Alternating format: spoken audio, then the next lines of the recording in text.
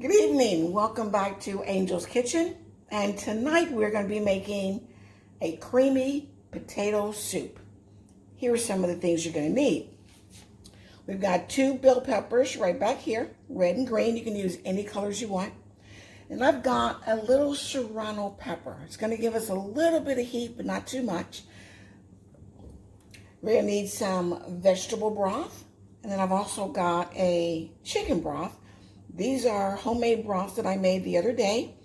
If you want to know how I made these, go back and check out my video on that. I will leave a link to it in the description of this video. We're also going to need some heavy whipping cream. Spices we're going to need, we've got salt and pepper here. We're going to need some olive oil. We will need some jamon, that's the ham flavored seasoning. I may or may not use a chicken bouillon cube, so I've got that here just in case. We will need onion powder, garlic powder, and the Maggie pollo. And that's why I may or may not need the bouillon cube. And then, of course, we will need the star of the show, our potatoes. All right, I'm going to go ahead and get started cutting up some of these veggies, and I'll meet you back in just a minute. And I forgot to tell you about a couple of things. You will need an onion, and I've got a small garlic here. So I'm just going to go ahead and get this onion prepped here, and I'm going to show you how small pieces we're going to use for this, because I'm going to saute these vegetables up and get them started, because I want them to really cook down, that you don't really know they're in the soup. You just want to get the flavor of it. So I'm probably only going to use half of this small onion. I'm just going to dice it down like this here. Go in here and get it into really nice small pieces. I want this in as smaller pieces really as I can get them, because I want it to really cook down, so you're not biting on any type of onion or any peppers at all inside there. So every last one of these veggies are going to be cut down, chopped down like this here. I'm going to go ahead and get these all chopped up, and then I'll come back. I'm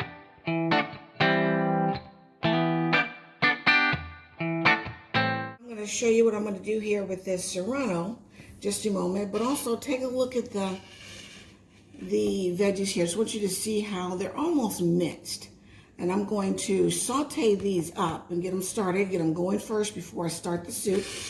But this serrano here, I'm actually planning on just leaving the seeds in here. And I'm probably not going to use the whole thing. But they're a little bit on the fruitier side, not quite as hot as a jalapeno. So I just want to give this soup a little bit of heat for me, because I like the heat.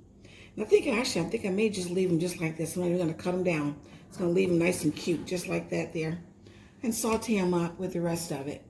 So I hope you guys are enjoying my videos so far. And if you have any requests, something you'd like to see me make, please leave me a comment in the description or in the comment section below. I'd love to know if you've made anything, any of my dishes yet, and how you like them, or if there's something you want to see me do. Be right back, and I'll meet you over at the stove. Back here over at the stove, gonna add a little bit of olive oil to the skillet here. It is a little bit, it's less than a teaspoon, just enough to coat the bottom of it here. And we're gonna saute up our veggies over here. I'm gonna let this heat up just a little bit before I put the veggies in. Over here, I've got a pot where we're going to actually make our soup in. And all I'm going to do is just go ahead and start pouring our vegetable broth in. Get down in there. That's 1. And that's 2. And I'm probably going to have to add a little water. And that's why I may need the chicken bouillon, just to give you the flavor that I need. I'm going to go in there and get my seasonings out of there. And the other thing I'm going to do here, give me 1 second, I'm just grabbing my chicken broth. And if you take a look at that chicken broth here, you see that fat on top of there? I'm going to skim that off. That's what happens to your chicken broth when you make it. That fat will rise to the top when you refrigerate it, and you can go ahead and skim that off, and you got fat-free chicken broth. So I'm going to skim that off. I'm going to add that in here, and then we'll put the veggies in, and I'll come back when I show you when we get ready for that. All right. All I'm going to do now is just go ahead and dump all these veggies in and get them started, get a little saute going. And this is only going to go for, you know, a couple of minutes, 2-3 minutes. I'm just kind of getting them started. Not trying to cook them, not even trying to get them to translucent or anything like that. I really am just getting them started. And then I'm going to push them to the side, and then we'll add them to the stock. So the next thing I'm going to do now, I've also got the broth on very low, just kind of taking the chill off of it. And then I'll add the potatoes to that.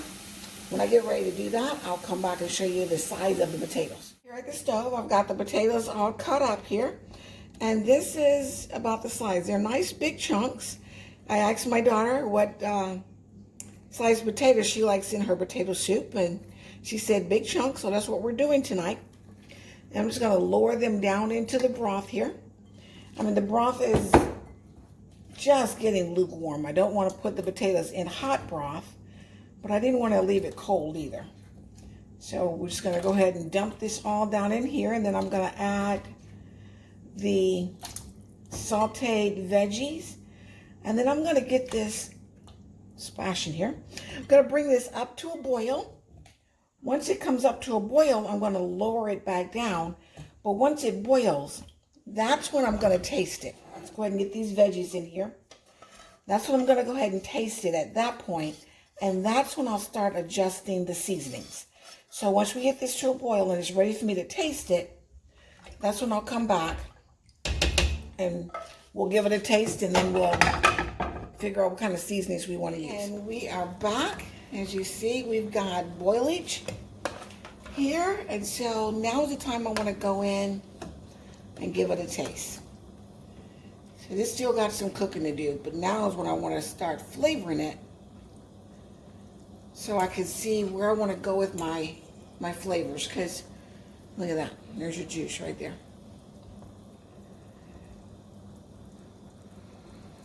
And it's hot, let me tell you.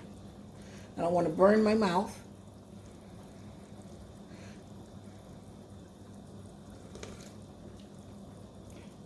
That's good. That's good. Okay. We're definitely, I forgot to mention, I've got this better than bullion. So before I go in with the Maggie pollo, I'm probably going to use a little ham on anyway, just because I want the ham flavor. But I'm going to start with this better than bullion. Let me get a little spoon.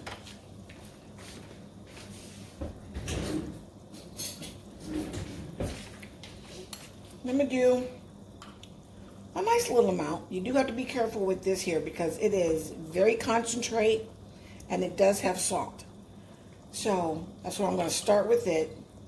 And yeah, with the flavors I've got right now, I think I'm safe with a good tablespoon. Go ahead and put that in there. And I'm definitely going to want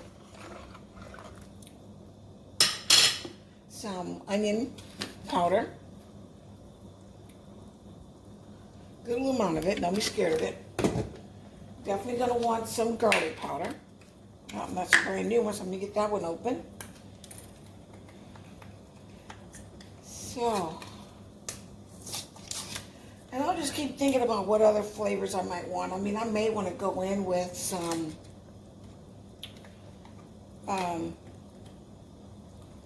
dried basil. You know, we may go in with a little bit of dried rosemary. But I'll just see how I feel as we go. And that's just kind of how I build my flavors, guys. I don't really have a recipe, and that's why it's so hard for me to give you guys measurements and all that stuff in the description below. I do my best.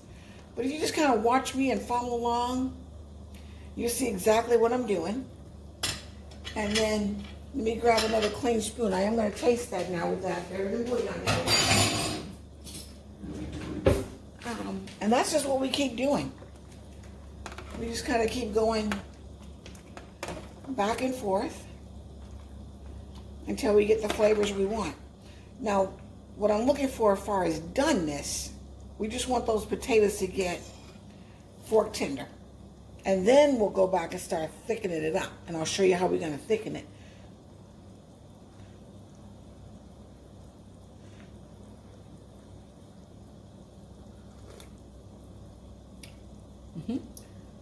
Definitely gave it some rich flavor. But where I'm going to go now with that, now we're going to go with a little jamon. And I'm going to start with half a pack. And so what I'm going to do now is I'm going to play around with these flavors, and I will come back and let you know what I add and what I didn't add. So that's a half a pack of the jamon. So we got better than bouillon, half a pack of jamon, garlic powder, onion powder. I'm going to let this go for just a few minutes, and then I'll come back. And we're back, and finally, guys, I got it tasting the way I wanted to. And I'm going to tell you exactly how I did that. I added maybe another quarter of this tablespoon here of the better than bouillon. And then some more of the onion and garlic, and, you know, probably, I don't know, a good little shake in there. I don't have measurement size, I'm sorry. I did put the rest of that jamon packet in there, like I said I would. And then I added some of the peppercorns. This is a medley of the red and yellow and black peppercorns. I added a couple of really good shakes in there. So probably a teaspoon maybe, not even. And then I added some Parmesan cheese. I knew there was just a flavor that I just wasn't getting. One of the things I like to do with my soups is to put a little bit of cheese rind in it. I didn't have a cheese rind, but I did have some Parmesan cheese. That gave me that little note I was looking for. I also added some red pepper flakes. And that gave me the flavor I wanted. But I'm going to tell you, play with your foods. Know your flavors. Keep tasting, especially soups and stews. Just keep tasting and add a little bit at a time. Don't add it all at once. I didn't add a whole teaspoon of my black peppercorn all at once. I put a little bit in there, stirred it up, went back and tasted it, and said I could use a little bit more. That's how you build flavors, okay? So all I'm going to do with this now is let it continue to boil. I've got it on a medium right now, and I'm going to keep it at that medium because I want that boil to kind of keep going, because that's going to help the starch come out of the potatoes, and that's going to start to thicken my soup before I even have to put in the heavy whipping cream. That's what we're going to thicken it up with, is the heavy whipping cream. So I'm going to put a lid on here, not all the way, just kind of just like that. Let this go. It'll probably go for another 15, 20 minutes tops, and I'll be back and we'll thicken up this soup. Hey y'all, welcome back. We got our soup right where we wanted it. Is our potatoes are fork tender, and all that means is you stick a fork in it. I can get one of these rascals. Stick a fork down in it, and anyway, you can stick a fork down in it, and it goes all the way through. I'm trying to grab one so that I can show you, but it's not letting me grab it. But anyway, you can stick a fork down in it. It goes all the way through. It's fork tender. You don't want them mushy, but you do want them nice and tender. So there's one. There we go. It broke apart on me. But you want to be able to stick your fork in it, turn it upside down, and it should fall off. There we go. I tell you. All right, now what we're going to do is go ahead and thicken it up with some heavy whipping cream. But I will tell you one thing that I did do. I had a roux that I had made earlier. If anybody doesn't know what a roux is, it is fat. This just happens to be butter and flour cooked together in a skillet until it makes a paste. That's a roux. You can use a roux for thickening gravies, soups. I had some roux in my refrigerator from another dish I had made, and I just didn't feel like I was going to get the thickness just from my heavy whipping cream that I wanted. So I added about a tablespoon or teaspoon of this roux down in here. And that's what's giving me the little creaminess that we've got started going right here. So now I'm going to do is just shake this up a little bit. And go ahead and add some of that in there. And what that's going to do is going to give me that creaminess that I'm looking for. I'll stop right there and see how that works for me. Just going to give that a few minutes, turn it down just a tad. I don't really want it to boil now, but I do want it to simmer. As you'll see, we're starting to also get that color that we want for potato soup. Before it was a little bit light, or a little bit dark, I should say. And that's because I used a homemade broth, my homemade vegetable broth and chicken broth. Because it's homemade and I roasted those vegetables, it comes out a little dark. And that's why the soup was a little darker. But that heavy whipping cream is going to help to take care of some of that for us. So I'm just going to let this simmer for not even 2 minutes. It's just it's already starting to thicken up now. So yep, let me let that go for just a minute, get it thick as I want it, and then I'll be back and we'll make us a bowl. We are back, and if you can see down in there, it's creamy, it tastes good, but it's still watery, and I don't want that watery. I don't want that. I want a creaminess. So, if your soups, gravies, whatever sauce isn't giving you what you want, cornstarch slurry is your best friend.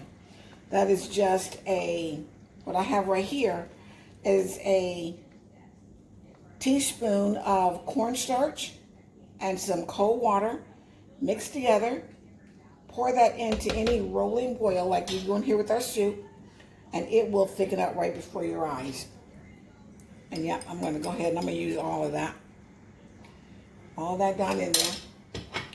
All right, that will give me the thickness that I'm looking for. I'll be back with our bowl. We're back here. We've got our bowl of soup already done. Go ahead and I shredded up some cheese. Go ahead and put some cheese right on top of there. You can put croutons, bacon, whatever you'd like to have on top of here. It's delicious. And then I'm just going to go ahead and sprinkle it with a little bit of parsley. Parsley makes it beautiful. Oh, look at there. Look at there. All right, guys, I'll tell you what. Let me take a thumbnail picture, and I'll be back and let you know what this tastes like. Guys, we are back. I am going to taste this, but I tell you what, I'm stalling a little bit because it's hot, and I don't want to burn my mouth. So, but if you like this video, give me a thumbs up. If you haven't subscribed, please go ahead and subscribe. Tell your friends, tell your family, tell everybody about Angel's Kitchen. Go over and check out my videos, and if they like it, please subscribe and give me a thumbs up. When we hit that 100 subscribers, I'm telling you guys, I got something fun in store. So spread the word, and I'm gonna give this here a taste. I'm gonna let you know what it tastes like.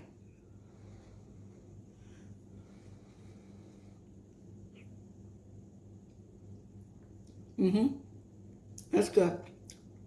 That's good. I normally do this with a ham bone. I have an extra ham bone left over, and that's normally what I make my soup with. But I really wanted to try and keep this one as vegetarian as I could. And I did. This is good. I like this. Please give it a try. Let me know in the comments below if you tried it, what you think of it. All right, guys, stay prayed up. Have a fantastic night. Good night.